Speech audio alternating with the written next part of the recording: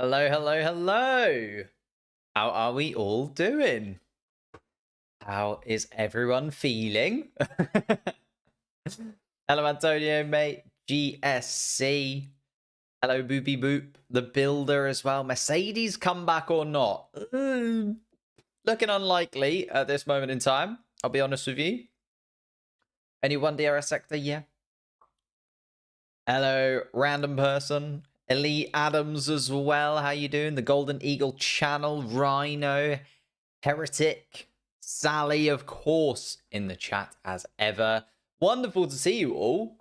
It's been it feels like it's been forever, to be honest with you. I know Miami was only a couple of weeks ago. For those of you that were here for the Miami stream, you'll know that I absolutely lost my mind when Lando Norris won. And then I went straight on holiday. I literally, the Miami Grand Prix finished. I did the hot takes the next day. And then like a few hours after that hot takes was recorded, I disappeared. So yeah, apologies for the lack of kind of long form content and streams and various bits and pieces. A few shorts to kind of tie people over just because I had them almost edited in the background. So I just finished them up whilst I was away. But it's lovely to be back. And it does feel like, even though I've only been away for a week and a bit, I'm kind of out of the loop a touch. I kind of took myself away from Formula One for a little while, and it's amazing to get back into it. We've got a few news stories that we can cover that have come about in the last couple of weeks, and we can delve into before we get into Imola. But it is just so nice to be back at Imola, isn't it? Obviously, we missed out on the Imola Grand Prix last year. Thankfully, the city seems to have put itself back together again for the most part. Of course, there's still going to be people that are affected by that, and hopefully Formula One, and I've seen bits and pieces that Formula One is doing to kind of help out and bring awareness to that, because it was such a shame to miss out on Imola. Even though I know it's one of those classic races that was brought back, it feels like one of the races that's always been on the calendar for me for some reason. I don't know what it is. Whether it's that connection, whether it's just the history around Imola, whether it's just the fact that often we do get some really exciting races, some interesting weather conditions as well in Imola over the course of the weekend. It does just feel like one of those races that really clicks with me in particular. Anyway, how are we all doing though? Have we got any big predictions coming into it? Congrats on the holiday. Thank you, Ken. Appreciate that. You were so out of your mind with the Norris win. Look, they don't come around very often. They don't come around very often. Got to take them when we get them as McLaren fans. It's been 3 years since the Daniel Ricciardo win. And then what was it, 8 years, 9 years before that? And I know, you could argue, well, fans of teams towards the back end of the grid, if you're Williams, you've been waiting even longer for that win. If you're a Haas fan, you've never seen a win. But they will eventually come. There's always an opportunity, right? Like Alpine have seen a win recently. That was 3-4 years ago with Esteban Ocon. It will roll around at some point if you just keep yourself towards the top end. And that's what we've been doing as McLaren, right? We've been right up there continually, knocking on the door of the top 3, knocking on the door of podium places. Lando Norris finished second so many times last year. And that's the thing you've got to do. You've just got to kind of keep being in the mix and hoping that one day it will roll in your favor. 5 drivers fighting for pole. Yeah, should we have a little chat about that? So I've got the free practice 3 times for you guys. If you didn't see free practice 3, it was quite an interesting one. Couple of big driver crashes. Fernando Alonso got us underway with a red flag incident, lost his Aston Martin, and it did feel very un-Fernando Alonso. And to be fair, I actually got the opportunity to watch free practice 1 and 2 yesterday, which is not something I usually do. Usually I'm working on a Friday, but I got the actual opportunity to watch free practice 1 and free practice 2, and there was quite a few drivers making mistakes then as well. Max Verstappen looked a little bit shaky. We saw both of the Ferraris have little moments to themselves as well. So it is looking like this weekend is quite a tricky weekend for the drivers, and nobody seems to be able to get to grips with this Imola track. And obviously, it's been a couple of years since we've been here, but I can't remember a track that's caused so many kind of weird ups and downs in form, like drivers that you would not expect to make a mistake at all, like Max Verstappen, found himself making numerous mistakes during the free practice sessions. And then, as I said, in free practice 3, Fernando Alonso, one of the most experienced Formula One drivers, well, the most experienced Formula One driver ever, actually ended up, putting himself in the gravel, burying his Aston Martin in the wall, and dropping out because of a red flag. And then later on in the session, with about 5-6 minutes left to go, Sergio Perez did the same thing. Sergio Perez put his Red Bull in the wall, through the gravel, into the wall, and it's that corner. It's kind of corners 10 and 11. Off the top of my head, I can't remember what they're called. I can't remember the there's a special name for like 10, 11, 12, where it's like downhill to the right. Can't remember off the top of my head. But going through there, so downhill to turn 10, through turn 11, through 12, up towards kind of 13, 14, 15 is the chicane. And a lot of drivers just really struggling with that 14, 15 chicane as they come into the final sector.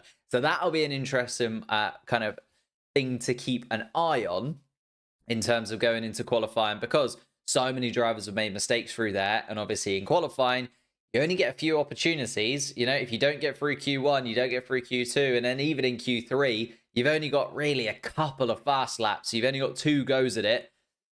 And it's going to be very, very interesting. Do you think Mercedes is washed?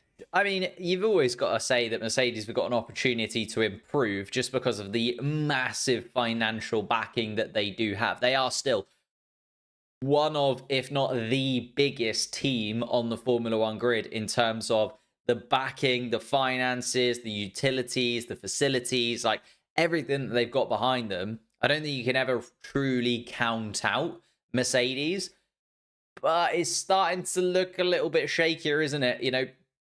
A lot of the technical team starting to talk about, well, we just can't really seem to get on top of it.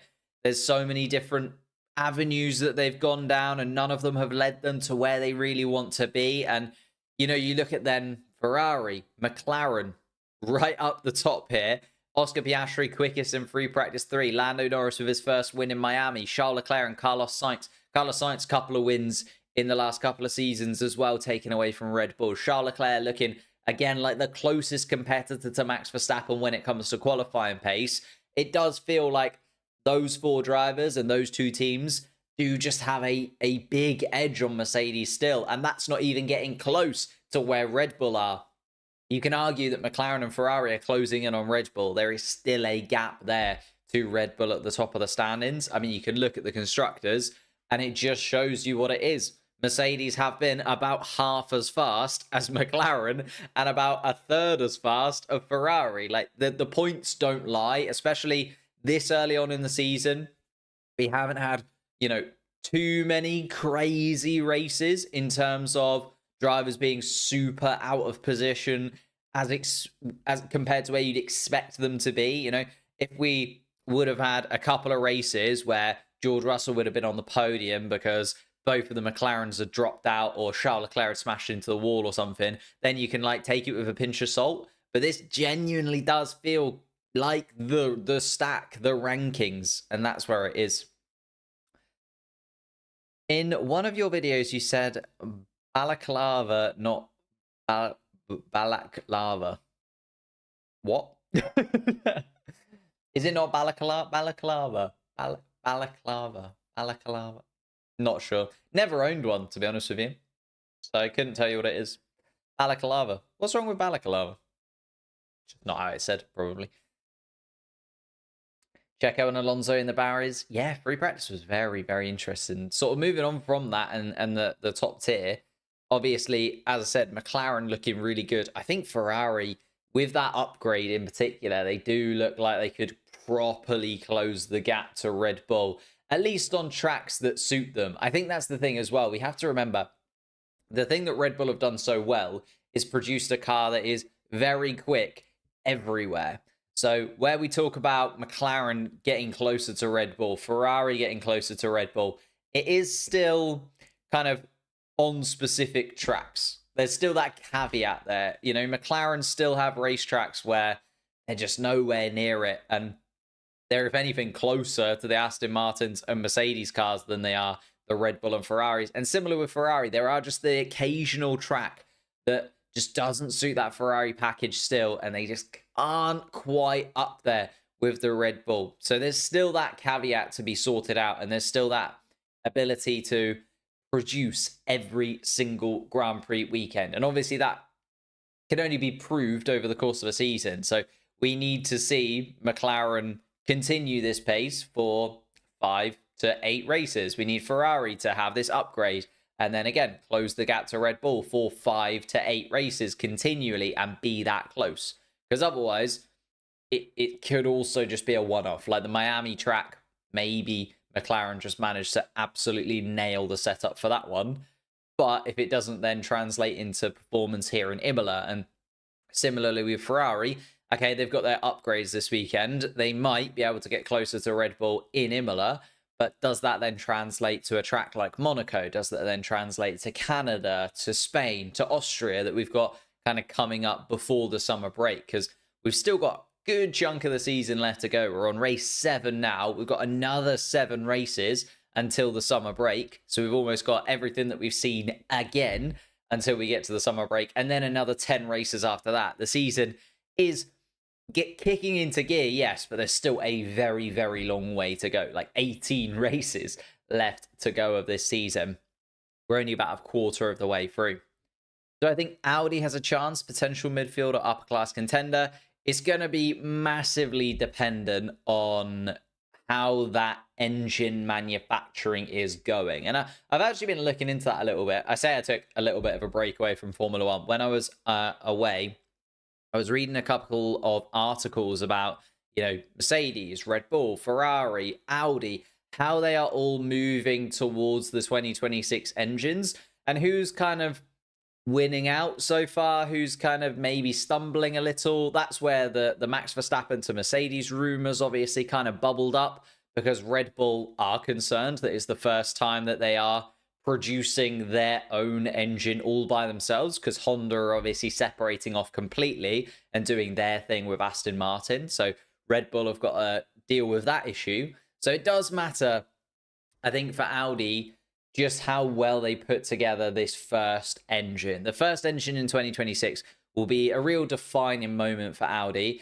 And even if their aero isn't spot on yet, I think if their engine is competitive with the rest of the field, then they're in the right spot.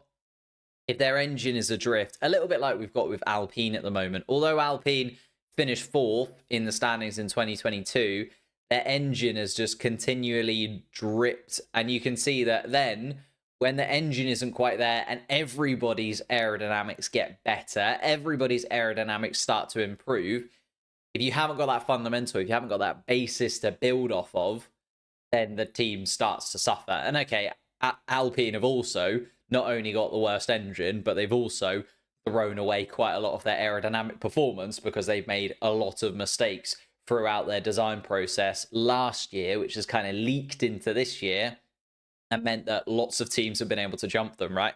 Alpine were clearly the 6th fastest car by a margin last season, and now they are properly in that battle. Like, they look quite far adrift still of RB and Haas. They look comparable now to Williams and Sauber, but they're right in that mix still at this early stage of the season.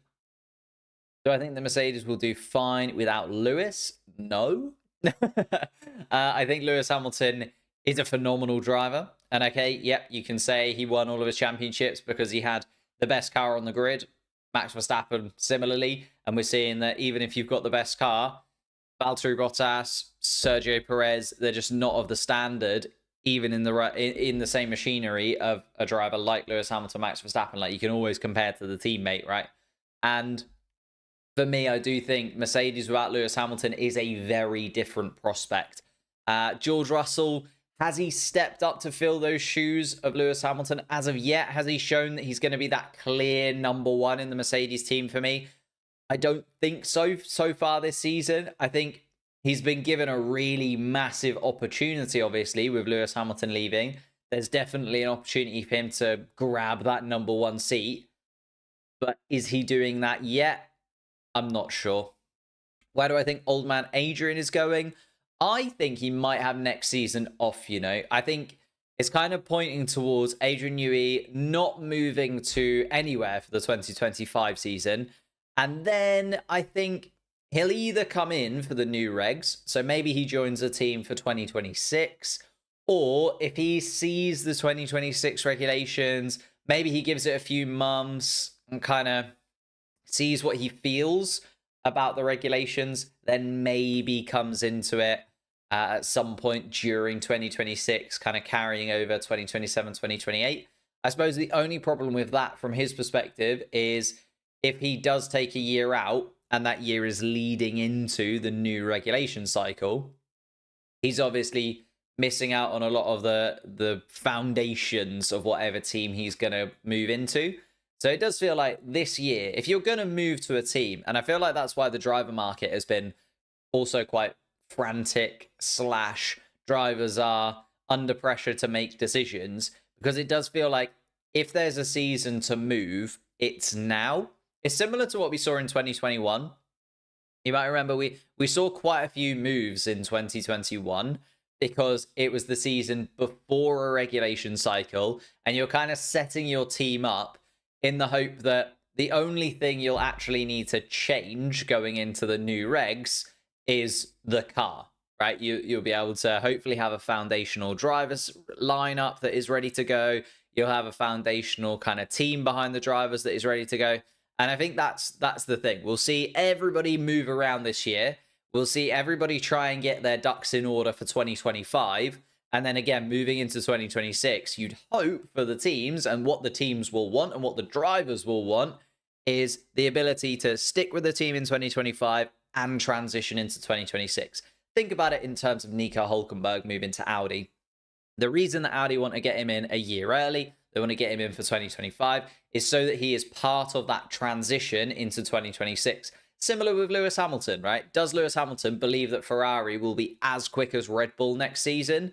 Maybe, like they're the closest competitor, but could you then argue that actually moving into 2026, Ferrari, new regulations, new cycle, could be the team to get it right?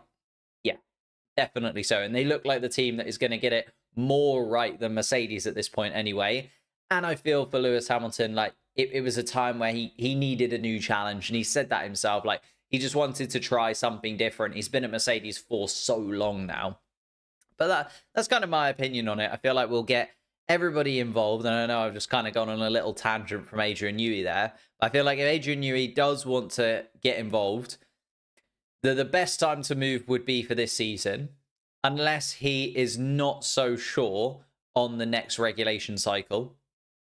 And then if he does want to move into the next regulation cycle, then he can kind of wait until 2026. Because he's in the background. Maybe can come in sort of an advisory role rather than the full technical chief role at a team. Depends on how he's feeling about it. Quali starts in 10 minutes. It does indeed. In fact, drivers are getting reset on the board. One thing we haven't touched upon is the Drivers' Championship. I mean, I don't think there's too many surprises in there as of now. As I said, we haven't had too many races that have gone crazy dramatically, like that. We haven't had a mad turn in terms of performance. What is bro yapping? Just talking about general Formula One stuff. We haven't had a crazy race yet, I would argue, in terms of like drivers finishing way out of positions where I've expected them to finish and after qualifying and after seeing how their performance was that weekend. So it's kind of settled itself down a little bit. You could argue that Lewis Hamilton is still a little bit out of position, but he's done a lot of background work for Mercedes this season. You could argue that Lance Stroll is massively off of it, and I think that is a fair thing to say. Oscar Piastri is an interesting question, actually, and I'd like to get your thoughts, feelings. Like, Obviously, Lando Norris winning that Grand Prix has given him a huge chunk of points. And Oscar Piastri would have picked up a good chunk of points in Miami had it not been for Carlos Sainz and the kind of battle that they had, which eventually led to Carlos Sainz hitting into him. But is Oscar Piastri just slightly underperforming as to where we kind of expected him to be coming into this season? Because if you actually look at the performances, actually, I think Oscar Piastri has been good. If you look at the points scored in comparison to Norris, and also in comparison to Russell, I think the Mercedes has been nowhere near the McLaren for the majority of races so far this season. And yet George Russell is within touching distance of Oscar Piastri. So I thought that was quite an interesting kind of quirk of the points, where I didn't realise quite how little points Oscar Piastri had scored so far this season. Again, if you just kind of look at the standings, you say he's in 6th place, he's between Sainz and Russell, you say, yeah, that's where he should be. But if you look at the points, he is quite far adrift of Carlos Sainz and a little bit closer to George Russell than you'd maybe expect him to be. Then moving further down, somebody asked about Ollie Bearman. Obviously, we got to see him in Free Practice 1. That was one of the main reasons I really wanted to watch Free Practice 1. Again, a really solid performance in a Haas car. It does feel like he is absolutely guaranteed to be in a Haas next season. He has got 6 Free Practice 1 sessions with the Haas team. Obviously, Haas know that they've lost Nico Hülkenberg now, so they are not going to do Nico Hülkenberg any favors, right? They're going to get in Ollie Bearman as much as they possibly can and take Nico Hülkenberg out of a seat where they need to. So it makes sense that Ollie Bearman is getting that time if he is going to end up in Haas next season. And I think he will do, because Komatsu has been so positive about Ollie Bearman and so kind of gushing when it's come to talking about Ollie Bearman inside that Haas car and the performances that he's done. I think Ollie Bearman, in terms of his future, where was the question? From Rock Rider. Ollie Bearman's future, absolutely guaranteed to be in a Haas seat for me next season. And then from there, honestly, the world is kind of his oyster. You could compare it to Charles Leclerc when he came into Alfa Romeo or Sauber at the time, kind of in that transitional season between Alfa Romeo and Sauber. And it's one of those things where you're like, okay, I can see where that's following that same path. Ferrari are putting him in, assist the team, see how he does. You know, we get that with Mercedes putting George Russell in a Williams. We get that with Red Bull putting Max Verstappen in a Toro Rosso, or anyone in a Toro Rosso, basically. Now RB, and kind of building your way up. It makes sense to put Ollie Bearman in a Haas, especially because Haas is a little bit more competitive than we all thought it was going to be, and maybe it would be more competitive 2025. Does that mean Ollie Bearman then has to kind of wait until probably Lewis Hamilton retires, I would say? I feel like Lewis Hamilton retiring would then be the opportunity for Ollie Bearman to go into that team and maybe go in alongside Charles Leclerc at Ferrari. So that could definitely be an interesting path for him. If not, then it could also be kind of ends up at Haas for a little while. If he does continue to perform, just kind of has to wait. Maybe he gets like a Mercedes or something. I feel like he could end up towards the top end of the grid, but with so many things in Formula One, it's right thing, right time, right driver, right place. It's going to end up being quite complicated. And then, yeah, will they keep Magnussen alongside? It's pretty dark here. Good question. Good question. I don't think so. I think Kevin Magnussen, you got to remember, a lot of his relationship with Haas behind the scenes was thanks to Gunther Steiner. They were very, very close to one another, Kevin Magnussen and Gunther Steiner. And I think this season, now that Gunther Steiner has left the team, it's been a little bit harder for Kevin Magnussen behind the scenes. And also, I just don't feel like his performances have warranted the team keeping hold of him. If there are other options available, I think that Valtteri Bottas is probably going to become available. Zhou Guan Yu is probably going to become available. And are they better drivers than Kevin Magnussen? That's kind of up to you to determine. I feel like they're definitely in that same ballpark. But in terms of performances recently, way that you see it, Antonelli to Haas and Behrman to Haas. Just take the Premier lineup and yeah, just move it up into Formula One. That would be very, very cool if that did happen. Antonelli to Haas, though, not so sure. I think Antonelli is like destined to be in a Mercedes car, isn't he? Mercedes are doing everything possible to get him set up for a seat at Mercedes, and he ran this weekend actually. Or just before this weekend in Imola in old Mercedes machinery. He ran in Austria a few weeks ago in old Mercedes machinery. He will definitely get free practice 1 sessions in the second half of the season. He doesn't at the moment because he's not eligible for a super license until he's 18. But he's 18 just after Zandvoort, so there's 9 races left at the end of the season.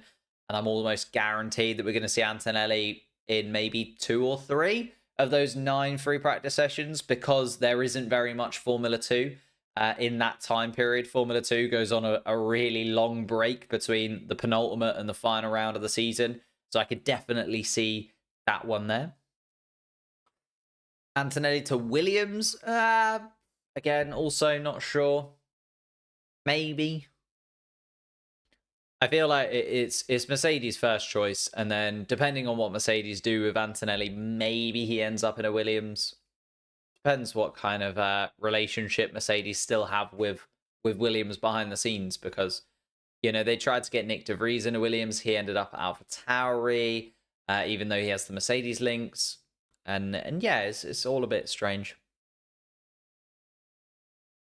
Have you rated teams by their reserve driver lineup? I haven't. That would be an interesting little ranking though. There's quite a few that share though, isn't there? Is the problem. Like Ferrari share with Haas, so you'd kind of have to do them combined. And McLaren often share theirs with like Aston Martin and like vice versa. There's bits of and pieces where sometimes they kind of share drivers between different teams. Live in Pakistan. It comes on a TV channel. You are very lucky, my friend. It's so hard to watch Formula 1 in the UK. You have to get various subscriptions to like 100 different things. Same in the US. I didn't realize Formula 1 TV like offered you to actually watch the race in the US. Whereas Formula 1 TV here is absolutely nowhere close to that. Marcus Ericsson. If you included Marcus Ericsson 2015 season, one of his best seasons in Formula 1, where would you have ranked him in your ranking of weird Alfa Romeo Sauber driver lineups since you only mentioned his 2018 season? Good question. Probably, I don't know, like Giovinazzi's kind of down there as well, isn't it? I still don't think he's, anywhere near your Raikkonen's, Leclerc's.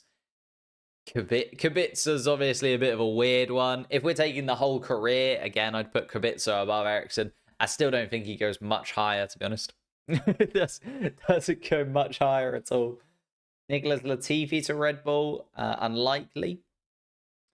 Should I sub? Of course you should sub MTP 2020. And if you are new, it would be wonderful if you could subscribe to the channel. If you're not new, or you're just watching, leave a like. It'd be absolutely lovely if we could bump up the likes. It massively helps me out. It's completely free for you. It takes about 4 milliseconds of your life to click that subscribe button, and it would be absolutely amazing if you could get involved. But having said that, let's get into qualifying. We're going to get underway very, very soon. The cars are lining up at the back end of the pit lane, and there is Pierre Gasly getting us underway as the green light goes on. Gasly and Ocon, the first 2 out on track for Alpine. No radio transcriptions as of yet, so I'll kind of have a little look and see what's going on there. Might just be needs reloading. See what I can do. We can pop that there anyway. Praying nobody crashes. I feel like a red flag during an Imola qualifying session is pretty common, to be honest with you. Maybe I'm just kind of haunted by the red flag of Lando Norris in Imola, where I thought he was going to pick up pole position. He was driving really, really well. But it does feel like Imola quite often has a red flag thrown during qualifying. Couple of red flags, obviously, this morning. Gasly, Ocon, Joe, Sargent, Hulkenberg, Magnussen, George Russell out on the track as well, with Lance Stroll coming out and Lewis Hamilton at the end of the pit lane. So Pierre Gasly is going to get us underway in terms of qualifying. Of course, qualifying 1. So we are looking for the bottom 5 ranked drivers in all of this. Of the 25 will lose their place and be consolidated into their starting positions for tomorrow's Grand Prix. The rest, the top 15 from this session, will go through into the next round of qualifying. Gasly starts his first flying lap. Ocon just behind as well. Zhou Guanyu is going to get us underway as well. So keep an eye on those sector timings. See how Pierre Gasly is going. He's going to have to get through a little bit of traffic with Hamilton and possibly even Stroll by the time he gets all the way around. Although Lance Stroll actually maybe just out of the distance. The Ferraris of Charles Leclerc and Carlos Sainz looking to join in the action. Ferrari just coming down the pit lane now. Obviously a huge fan base here in the Italian Grand Prix. Well, the Emilia-Romagna Grand Prix. Because we do also have Monza coming up later on in the season too.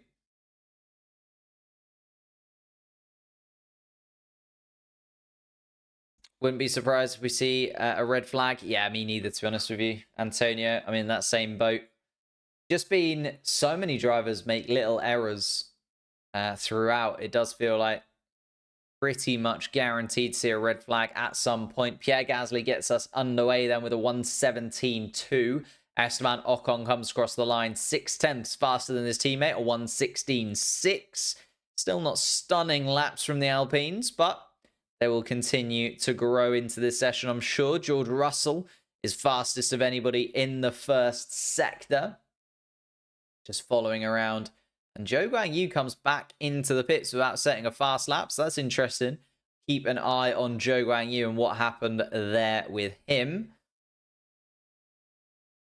Not sure why the radio messages isn't working. So I'm just going to pop the sector timings in there instead. Otherwise it will annoy me.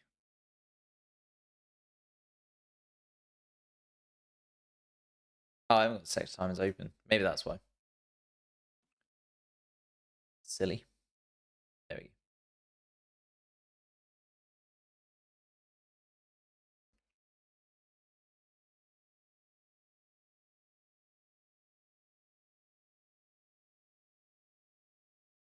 Science pushing on, doing a lap. Love to see it.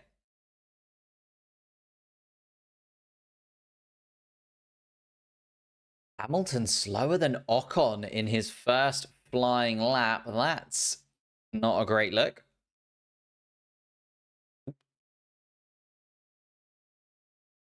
For Lewis Hamilton thus far, and definitely not a good look for Mercedes either. Stroll third fastest. Magnussen. Interesting that Ocon is still the quickest. I did not think that was a pretty quick lap from Ocon in any way, to be honest with you. He's kind of stuck out. Comes back into the pits, still fastest.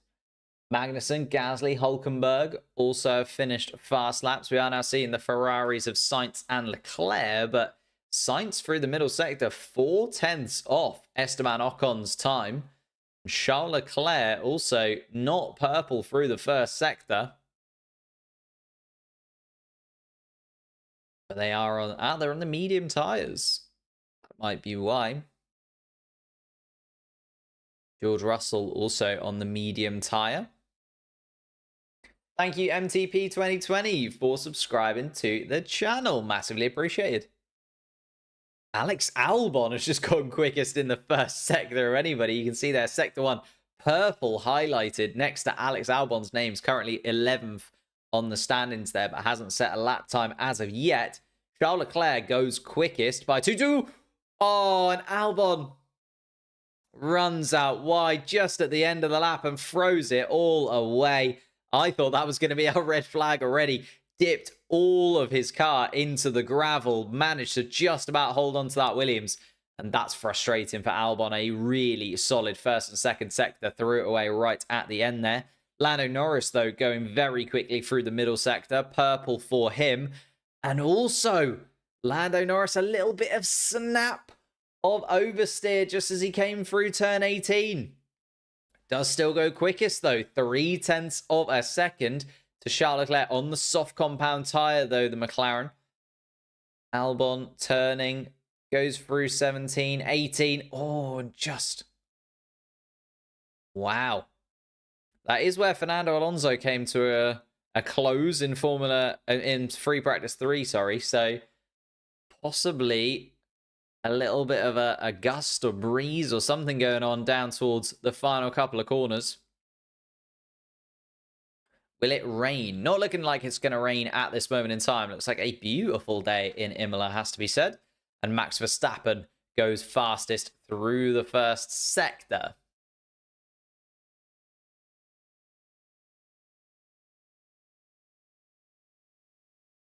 We have now got almost all the cars out on track.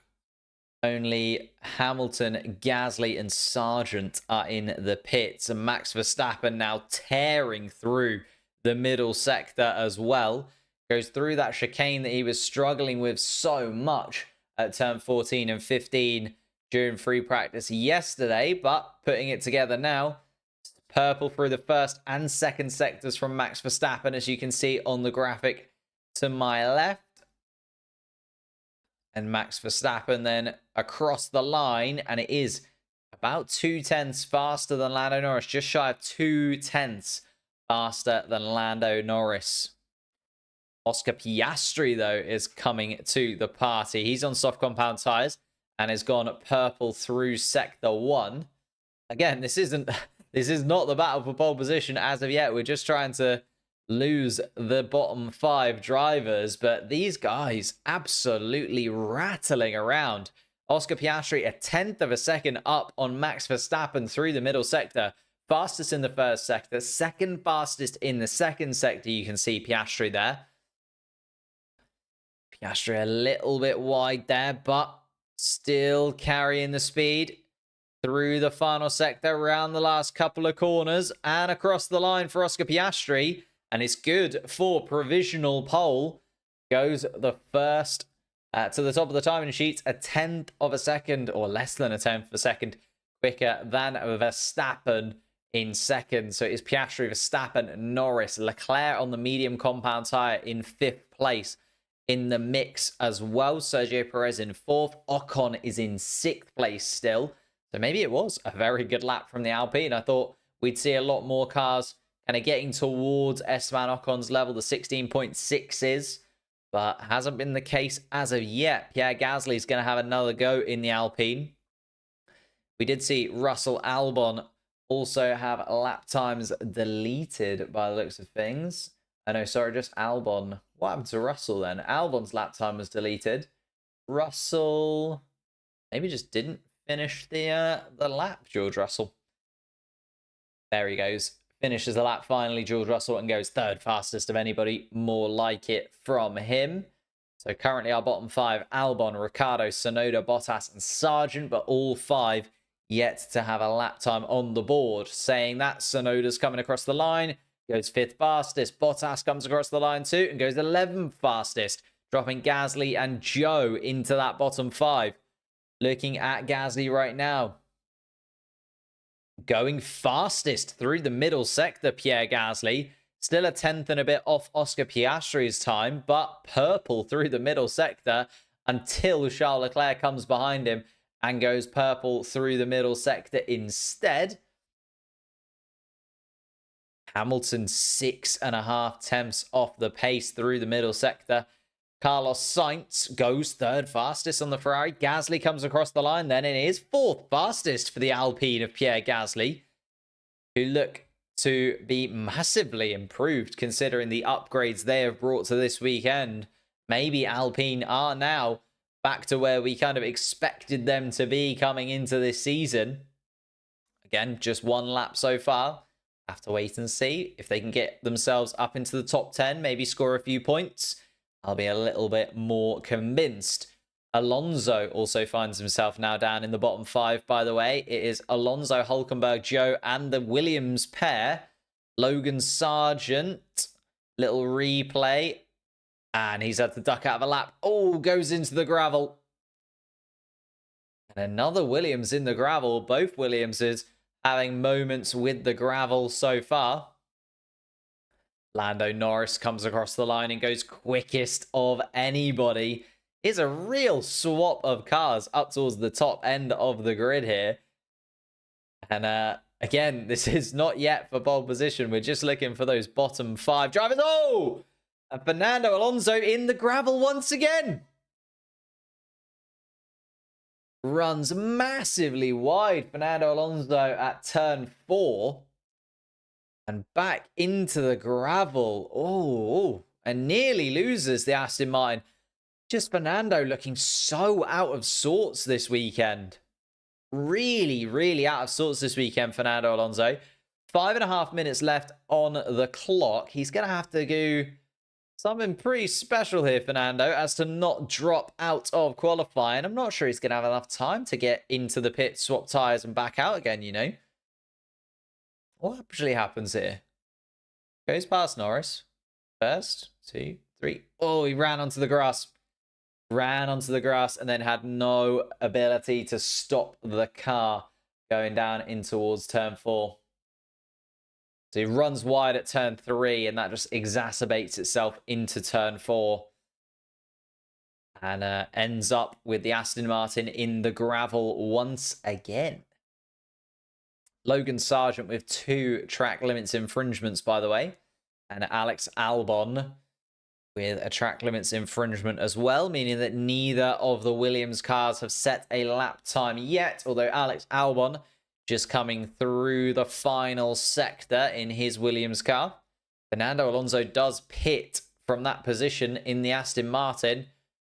Aston Martin now need to get some tyres onto his car as quickly as possible.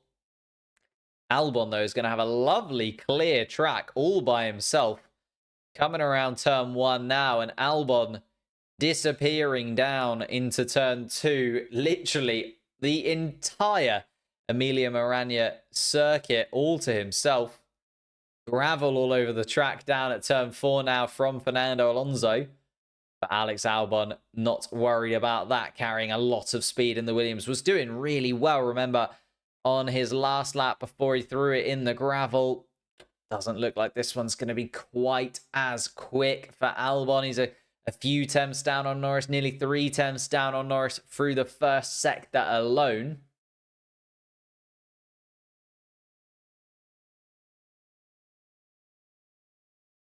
Needs a really neat middle sector, does Alex Albon. That seems to be the place where a lot of drivers are making the difference, and does through the middle sector. He's about a tenth and a bit up on Kevin Magnussen's time. Kevin Magnussen currently in 15th. But everybody else is going to have another run at this. You can see Fernando Alonso coming out as well. Lance Stroll just behind. Ocon's back on track. Joe, Sargent, Bottas also coming out of the pits and round through the first few corners. Where does Albon put himself? 12th fastest. Not so sure that's going to be enough for Alex Albon, to be honest with you. He's going to need something to roll in his favour. Looking at a replay of Lando Norris. Oh, he gets all over the curbs, does Lando Norris. A bit of a bump and a bash through the chicane at 14 and 15 for Lando Norris there. Who do I want to qualify well? Either of the McLarens would be a lovely day for me. Quite like Gasly as well. Quite like Tsunoda as drivers go. Was a bit of an AlphaTauri fan.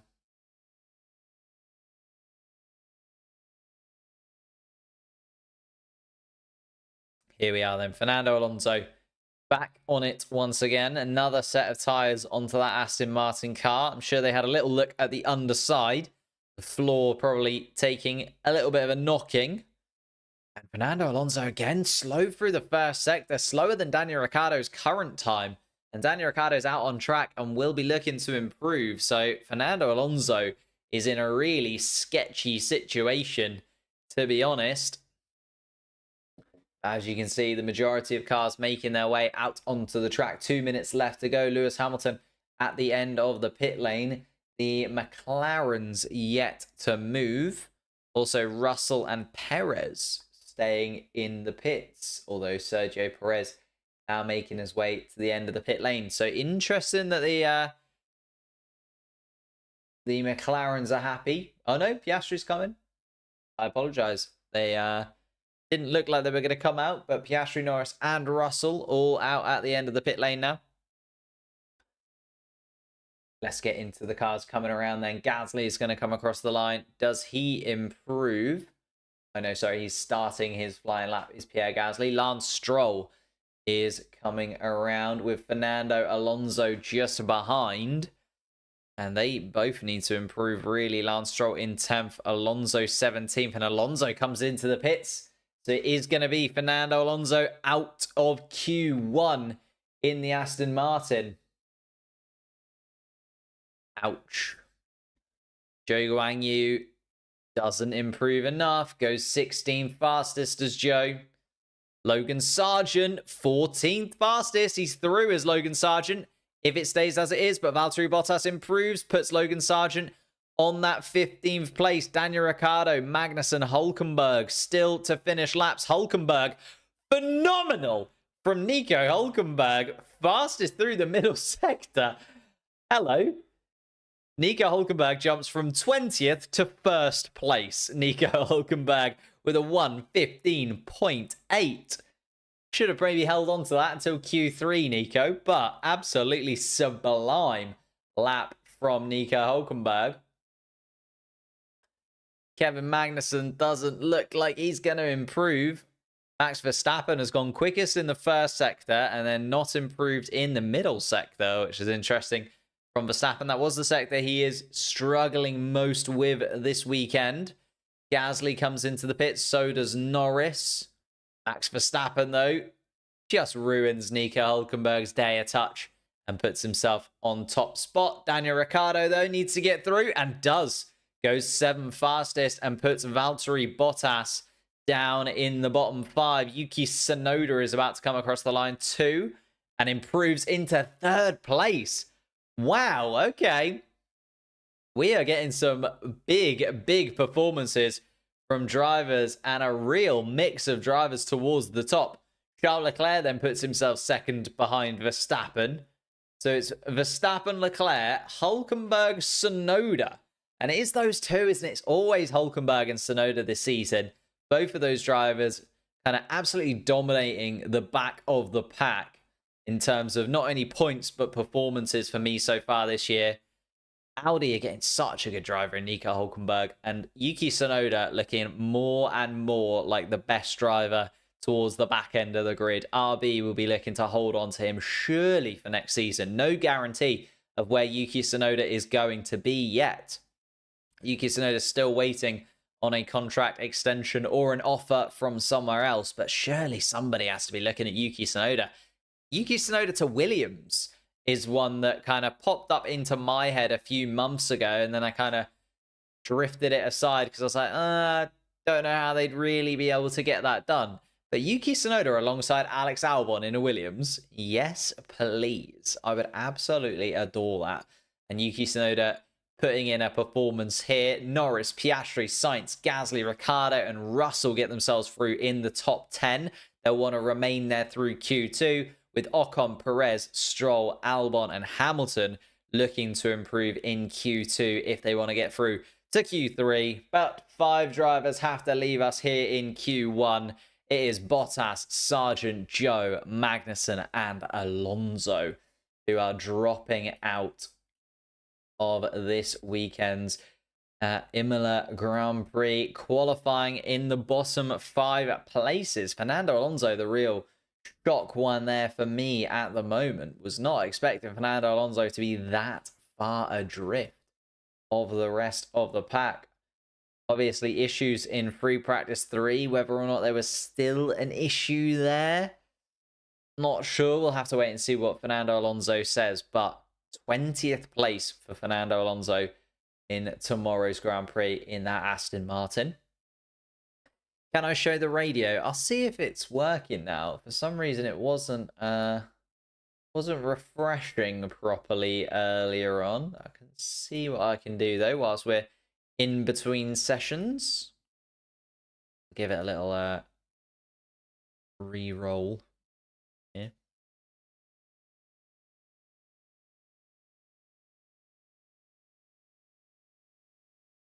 Doesn't seem to want to do it, unfortunately.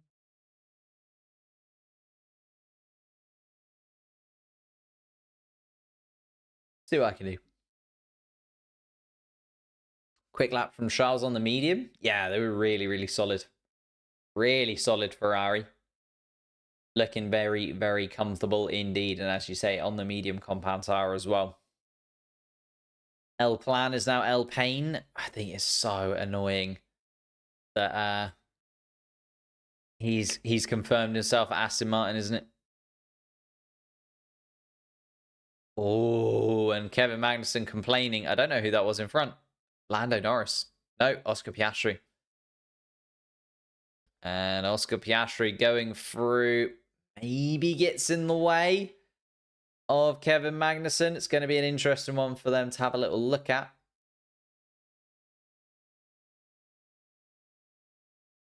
Sargent dropped P20. Yeah, I think he had his lap time deleted. He did indeed.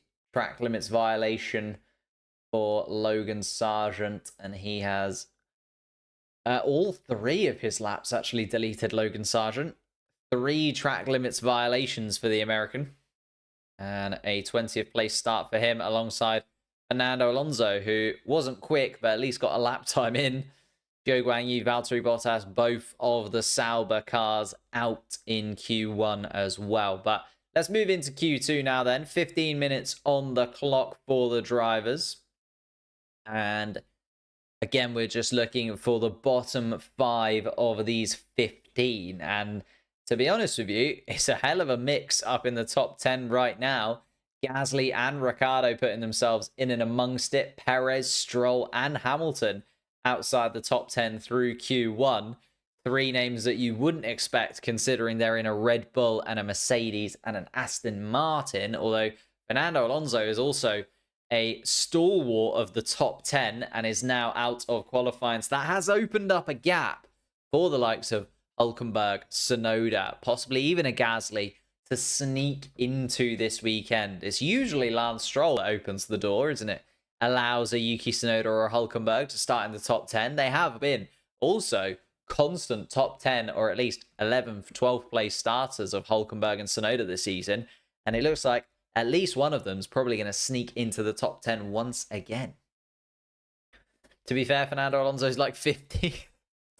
He's getting on a bit, to be fair. It's mad that we say, you know, Formula 1 drivers getting on a bit at 40, isn't it? Still over half your life left at 40. And yet, yeah, getting on a bit for a Formula 1 driver. Hamilton in P15, I know. Yeah, real close call for Lewis Hamilton. Especially if Fernando Alonso would have been able to put a lap together. But Lewis Hamilton, again, just hasn't had the qualifying pace this season. You can look at all of his qualifying performances, and there's so many there where you're just like, just didn't quite have the pace that you'd expect and got nowhere near where he wanted to be. But Q2 is underway. We're actually going to have George Russell come out first and foremost, with Lewis Hamilton just behind as well. Ooh, I think we might have fixed the AI radio.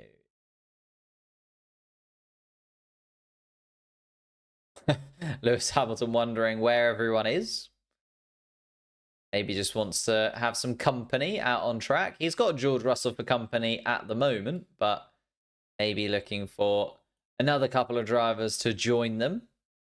Alex Albon takes that and gets on track as well.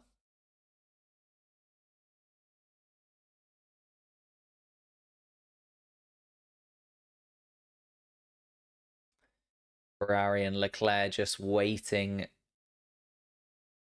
and watching. Thank you, Wasim, for subscribing to the channel. If you are new here, hit that subscribe button. We're on our way to 80,000 subscribers, which is ridiculous. But you can help us on that journey to 80,000 by clicking that subscription button. Completely free, and you get all of the content that we cover. Some shorts, some videos. We're live for every single session, from qualifying, races, sprint races. We've been live throughout the Miami weekend 4 times. We'll be live twice this weekend for Imola, of course. Thank you so much for subscribing. 110% sure Leclerc will be on pole. Oh, nice little early prediction from yourself. Love that. But we are going to watch George Russell start us underway in Q2 with a couple of minutes gone in the session. We've got Albon, Verstappen, Perez, and Hülkenberg that have joined the Mercedes cars. And George Russell's going to catch up to the back of Nico Hülkenberg. Needs to be a little bit careful. Hamilton following around his teammate. George Russell quicker than his teammate in the first sector. Albon is also going to join that train as well.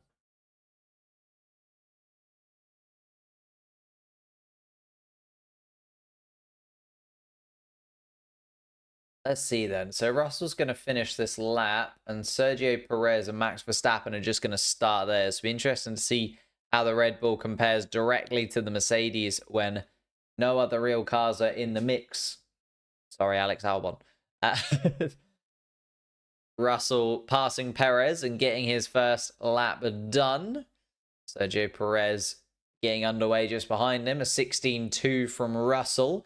Hamilton quicker through the middle sector, but is he quicker overall? Yes. A 16.197. So just the 0.003 of a second separating the two Mercedes cars. Then Alex Albon drops in 0.7 off the pace just behind in his Williams. Got Verstappen coming through the first sector, going purple through it as well. Ooh, almost a little dip onto the gravel there from Verstappen. Uses every single millimeter of road available to him. Goes through 14 and 15 now. And through into the final sector. It's purple once again through the middle sector from Max Verstappen. So the Red Bull still much quicker than the Mercedes. Although the Mercedes actually, on used tyres. Just saw. So fresh tyres on Max Verstappen's car will give him a little bit of an advantage, but it is a huge 0.8 margin between Max Verstappen and second place Lewis Hamilton now. That is a stunning lap from Max Verstappen at this point. Thank you for subscribing, the general place and Marcin. Massively appreciated.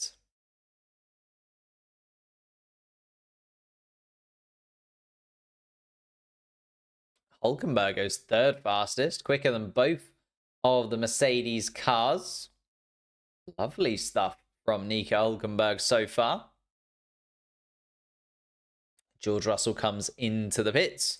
We have got Leclerc, Tsunoda, Norris, Piastri, Sainz, Gasly, Ricciardo, and Ocon all out on track, but yet to set lap times. Gasly has just come across the line, so he's going to start his. Esteban Ocon also starting his first flying lap of Q2. Both of the Alpines through is interesting, and whether or not one of them will be able to get into the top 10 and really start to stamp a little bit of a turnaround in their season.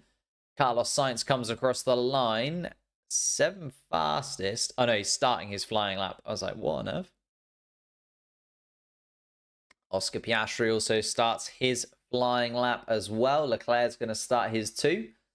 So new sets of softs actually on Leclerc, Piastri and Sainz. Sainz a 10.5 off Verstappen through the first sector.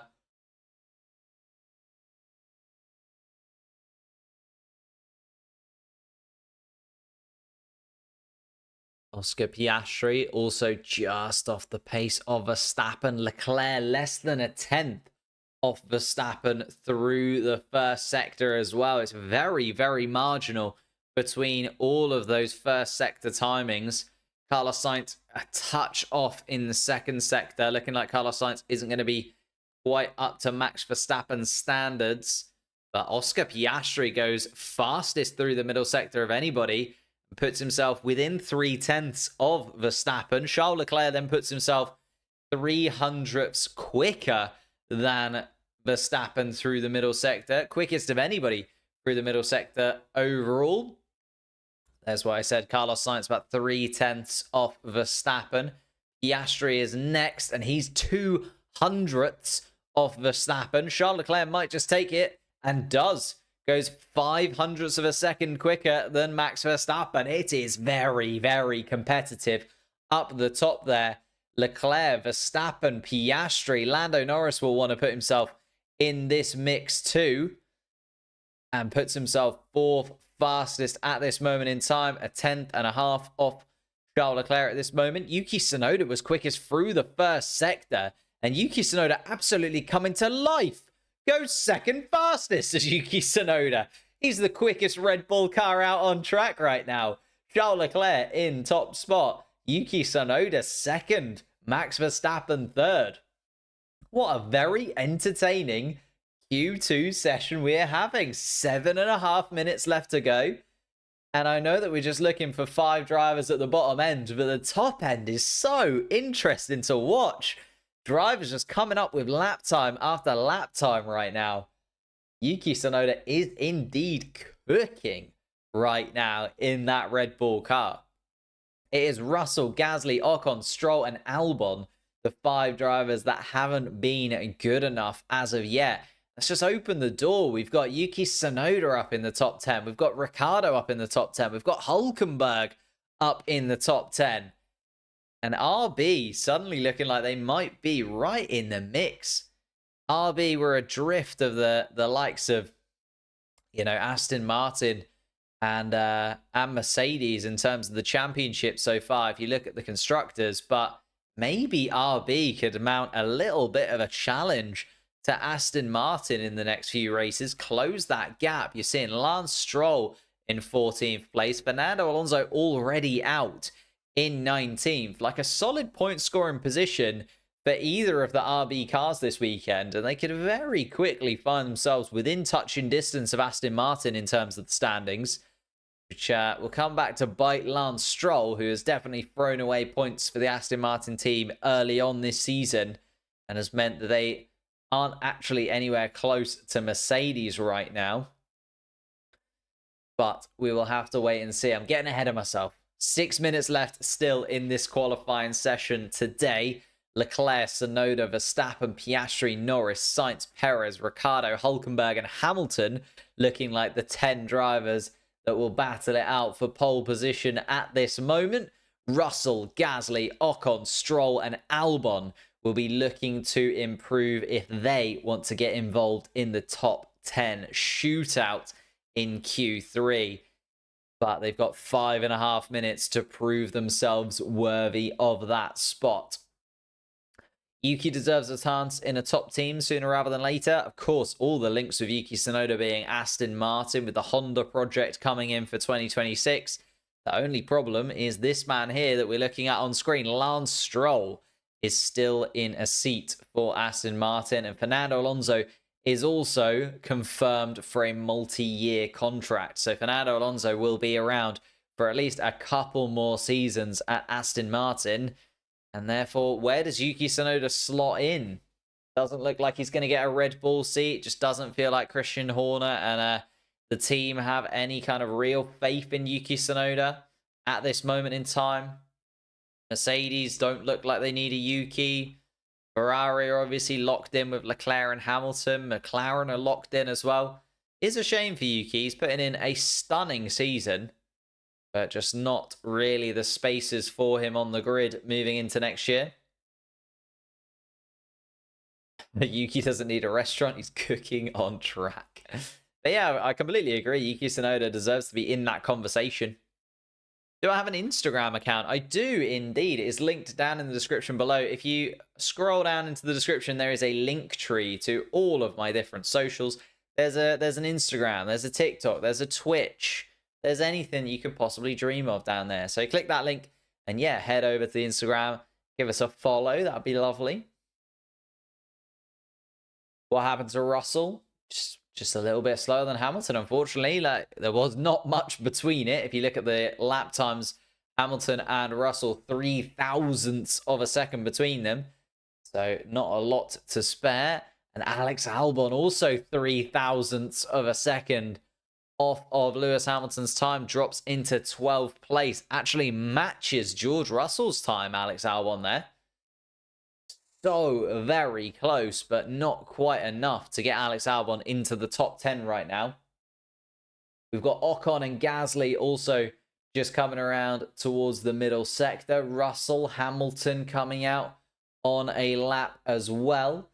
Hulkenberg, 5th and 6th corners completed for him. He's going for it. Lance Stroll, Daniel Ricciardo, Oscar Piastri in there as well. Carlos Sainz coming out for another lap. So drivers do want to get the laps in today. Nobody really gambling on just staying in the pits and being happy with their lap times. I think they do want the practice, a lot of these drivers, even though it feels like most of them are pretty safe.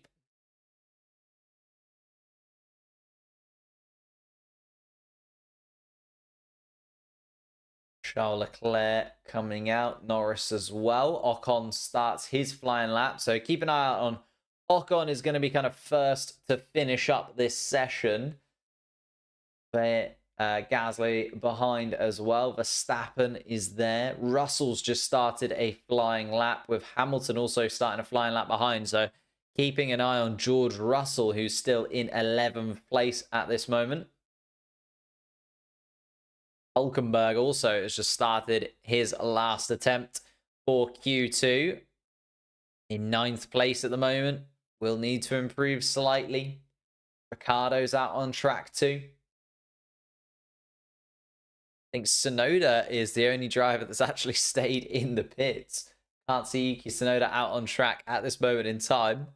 And Alex Albon, of course, coming into the pits as well. Unfortunately, not good enough and will be out of the session, where he'll slot in. Best it can be is 12th. It looks like Albon will probably drop down a touch. George Russell, though, 0.4 quicker than Lewis Hamilton through that middle sector. And Hamilton drops down into the bottom 11 with Esteban Ocon and Daniel Ricciardo improving. Ocon goes up into 8th place. Gasly crosses the line. I don't think improved. Did not. Russell crosses the line and goes 6th fastest. Lando Norris starting his flying lap behind. Lewis Hamilton across the line. Not good enough in comparison to his teammates. 7th fastest from Hamilton. That's going to be interesting. Hulkenberg therefore proves it. Goes 6th fastest. Puts both of the Mercedes behind him. Lance Stroll also going quick. Daniel Ricciardo improving his lap time, but a little bit off Sergio Perez, who's now under a little bit of pressure in 10th place. Verstappen crosses the line to start his flying lap. Lance Stroll's going to finish his lap, and it's not good enough from Lance Stroll. So Lance Stroll and Alex Albon are guaranteed out as well, with Gasly also. Ricciardo is going for it, though, and Ricciardo goes 9th fastest. Carlos Sainz now under pressure. Sergio Perez down in 11th place. Sainz goes downhill towards the final corner. Goes around it. Needs to improve, really, does Carlos Sainz. And does go 6th fastest. Carlos Sainz. And that puts Daniel Ricciardo in 10th place with Sergio Perez on a flying lap. So Sergio Perez needs a good middle sector. It's a poor first sector from Sergio Perez. Ooh, this is going to be interesting. Perez only 300ths up through the middle sector. Sergio Perez needs a really good final sector. Needs to at least match Daniel Ricciardo. Max Verstappen goes quickest of anybody, but we're looking at his Red Bull teammate, comes around the final corner to Sergio Perez. It's going to be a sprint to the line for the Mexican, and he doesn't do it. He's 15 hundredths off. Ouch. Sergio Perez out in Q2, and Daniel Ricciardo, hello. 2025 driver lineup predictions. Daniel Ricciardo quicker than Sergio Perez. Yuki Tsunoda even quicker than that. It was Verstappen, Leclerc, Tsunoda our top three. Norris, Piastri, Sainz 4th, 5th, and 6th. Hülkenberg, Russell, Hamilton, and Ricciardo find themselves into the top 10. Sergio Perez, actually gets the car completely airborne as he goes through the curbs. Wow. Sergio Perez, over half a second off his teammate, drops out in 11th place. He joins Ocon, Stroll, Albon, and Gasly as the 5 drivers dropping out in Q2. Sergio Perez says it himself. What a mess. Not very happy at all from Sergio Perez's side of the garage. And Perez, Ocon, Stroll, Albon, and Gasly will join Bottas, Joe, Magnussen, Alonso, and Logan Sargent in the bottom 10 drivers come the start of tomorrow's Grand Prix. And now we have what looks to be a very, very exciting battle for the top 10. Leclerc and Verstappen look to be the two that will battle it out right at the top. But there's other names in there. Tsunoda has put his name in the ring. Norris, Piastri, Sainz, Hülkenberg has even been in the top 2 or 3 in these qualifying sessions so far. It is going to be very, very scintillating, this end to qualifying. How is Hülkenberg doing so well? He's just at 1 with the car. He's just absolutely clicking with the Haas car this season, especially in qualifying. He's just absolutely rocketed that Haas. And then once you qualify well, he's been able to kind of maintain position. Okay, he's had a little bit of help from his teammate here and there with some questionable driving, let's say, from Kevin Magnussen at points. But still, Nico Hülkenberg is properly amongst it and putting in some very, very solid performances.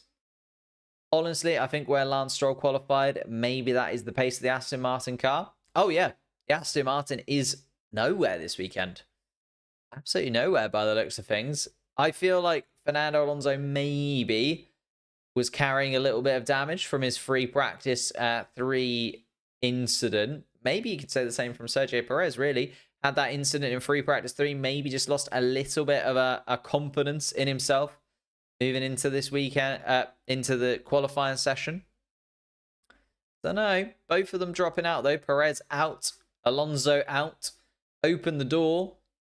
Lance Stroll out of the kind of top 5 teams, and that's opened the door to Tsunoda, Hülkenberg, and Ricciardo getting through. Those 3, well, I was going to say shouldn't be in the top 10, but we do get to see him in the top 10 quite often, don't we? Tsunoda and Hülkenberg in particular do seem to be in the top 10 fairly often this season, outperforming the machinery that they currently find themselves in comparison to a lot of the other guys. I mean, Yuki Tsunoda's even ahead of Lance Stroll in the driver's standing. So, Yuki Tsunoda having a stunning start to the season. But, come on then, let's get your predictions in the chat. Is it going to be Verstappen? Is it going to be Leclerc? Maybe Piastri, who's been very quick so far this weekend? Is it Norris? Is it Sainz? Is it Tsunoda, who is going to pick up pole position here in Imola?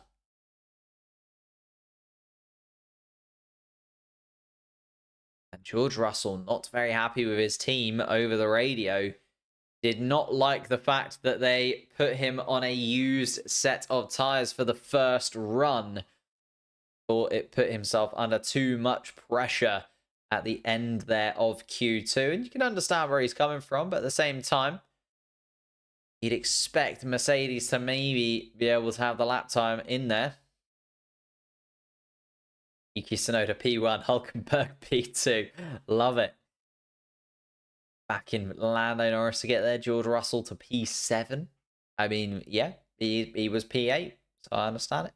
McLaren 1-2. I like it. I like Antonio. I like where you're coming from. Can't wait for a double Q3 edit from the V-Carb media team. Ferrari 1-2 as well. Love that. Leclerc P1, Verstappen P2, McLaren's P3 and 4, Tsunoda P5. Oh, V-Carb 1-2, Ferrari 1-2. It's a real mix. I think that just goes to show how competitive it really is towards the top end there. A real mix of, well, it's going to be Verstappen, it's going to be Leclerc, it's going to be Norris. Few people chucking in Yuki Tsunoda for a pole position as well. Very, very close between all the teams up there.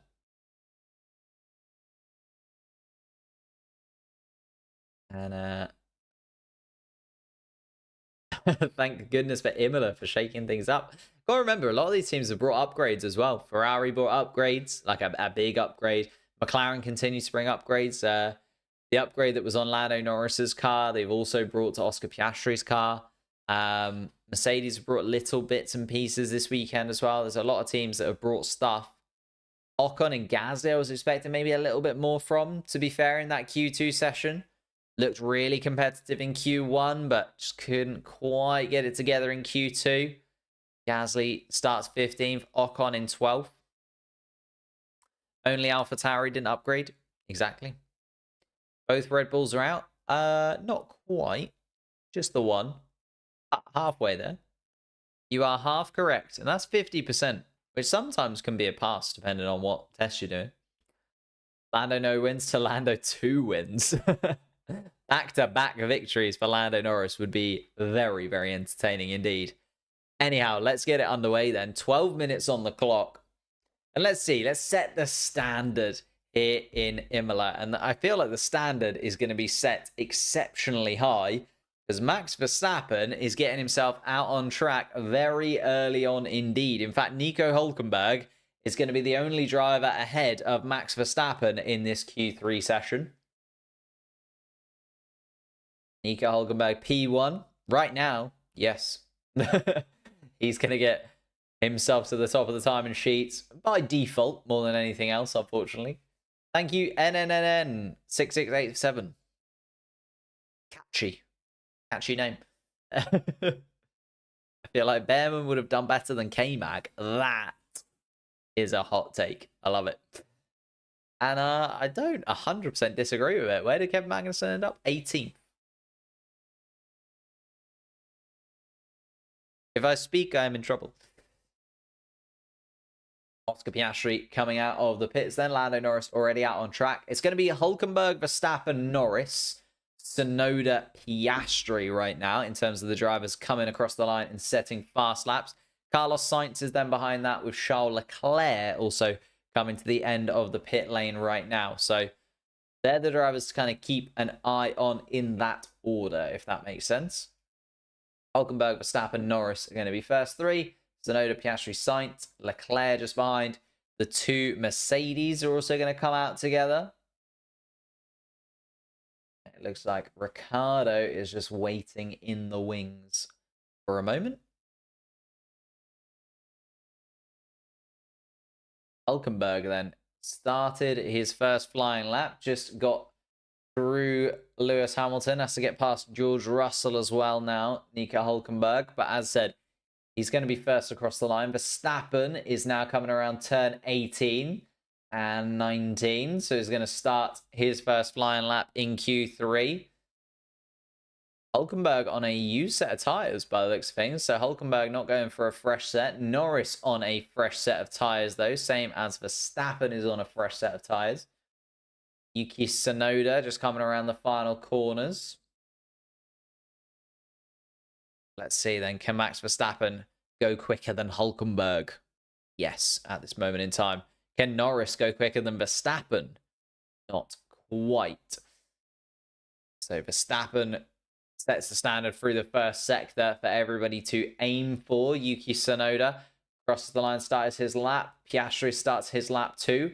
Hulkenberg is just coming around turn 17 and 18. So we'll see what Hulkenberg's time is.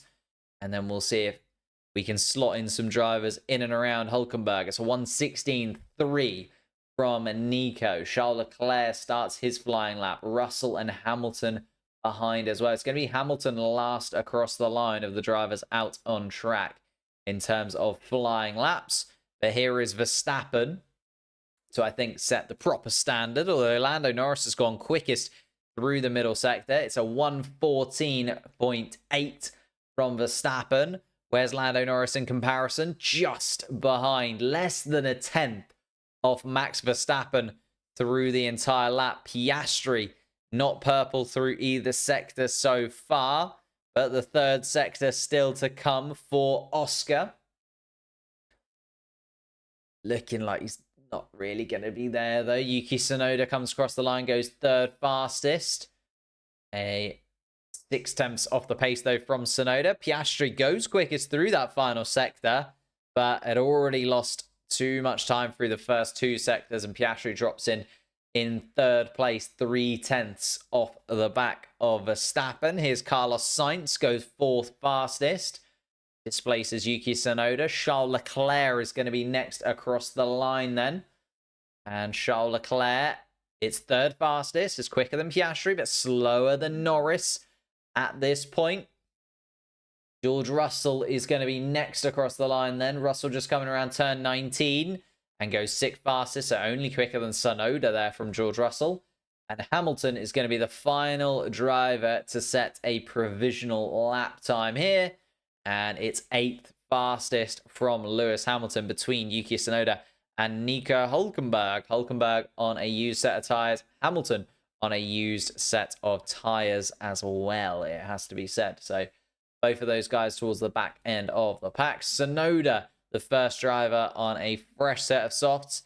Russell, Sainz, Piastri, Leclerc, Norris in second place, and Verstappen top of the tree after the first laps here in Q3. 7 minutes on the clock.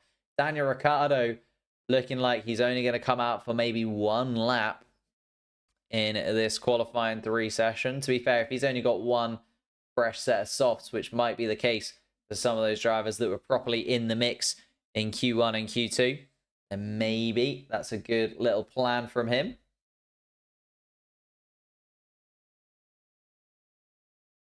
I want to cry. Leclerc, please snatch pole. I'm begging on my knees.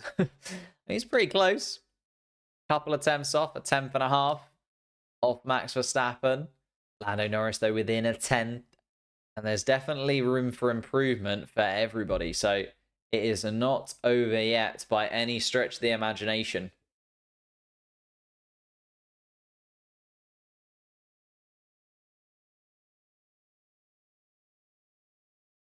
Still no red flags or any incidents as of yet. Touch wood. In terms of qualifying, I was expecting something to go wrong. We've seen so many drivers make mistakes. And we've actually seen quite a lot of drivers in the gravel during qualifying. But nothing that has been terminal for any of the cars out on track. Am I talking too soon? Will it happen now right at the end? We'll have to wait and see. Charles Leclerc, new tyres going onto that Ferrari car. Daniel didn't do a lap. No, decided to stay in. I don't think Daniel's got 2 sets of soft tyres. I think he just decided to stay in and go for the 1 lap shootout. Daniel Ricciardo saving his tyres possibly. Verstappen loves taking our hopes and dreams away at the last second. Not over yet. 5 minutes left on the clock. Q3 well underway here. It is Verstappen, Norris, and Leclerc, our provisional pole sitters and podium scorers. Piastri in 4th place.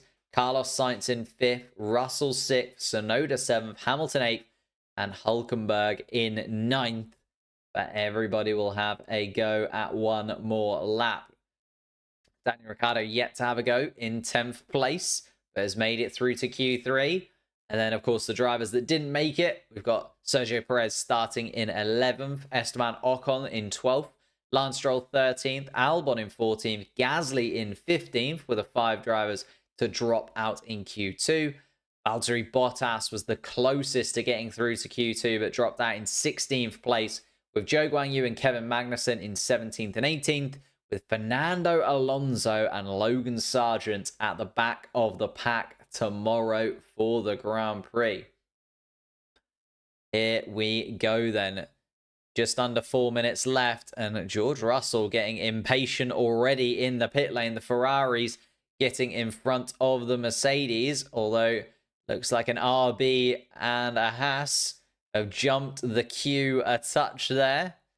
The Red Bulls towards the back end of the queue. So let's see then, what is going to be our running order for these 10 drivers? It's going to be Hülkenberg across the line first. Once again, Hülkenberg is going to be the driver to set his first flying lap here.